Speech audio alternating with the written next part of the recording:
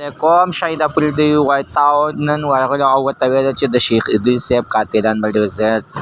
زر به ګرفتار کړي شي. شیخ ادریس صاحب چې دی نو دا د ټولو دنیا یو د دین تاج او د دین تاج پسې د ټولې دنیا مسلمانان ورپسې خفه دي چې نن عزتمنو ترنګزو ته شهید افریدي صاحب هم ورسېدو او ورته ویلې چې تاسو ته بس دا یو درخواست درکم چې زر ته زره به دغه قاتلان هم ګرفتار کړي شي، ځکه عزتمنو چې په دې کې د صوبې وزیر اعلی سخیر افریدي هم ډېره زیاته سخته منډه ووهله او ورته وویلې چې زر ته زره به زه دې قاتلانو ته لاس واچوم او تاسو له به لاس په لاس باندې درکوم، ځکه چې دا زموږ یو عالم دین نه دی چې قتل کېږي.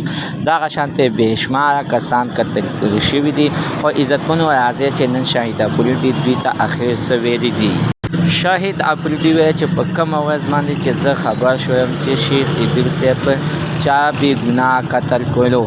نو ډېر سخت خفګان مې وکړلو، خو زړه مې غوښتل چې جنازې ته ځان ورسوم، خو چې زه ډېر سخت لرې ځای کې زه نه شم رسېدلی. چې عزتمنو چې کله چې بیا مې چې کوشش وکړو چې زه ځان به ورسوم، خو چې ومې کتل نو په دې کې مې د ګاډي ټایر پنچر شوی و او ګاډی مې په ځای باندې ودرولو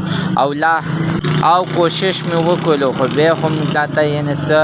میلاو نه شول. ما یې زه صحیح ده نن عزتمنو د شیخ ادریس صاحب څلورمه ورځ ده چې نن دغه شانتې شهید افریدي صاحب ورته ځان ورسولو او د تعزیت دپاره او د دواګانو دپاره د هغوی کورنۍ سره او د هغوی ورونو سره او د هغوی زامنو سره عزتمنو ملاقات وکړلو او هغوی ته یې ډاډګینونه ورکړله، ورته ویې ویل چې دا روانه لار ده، څوک مخکې څوک وروسته، خو چې په ده باندې چې دا کلم ده سره چې دا کلم ظلم زیاتی وشولو نو دا ورسره بیخي نه و په کار.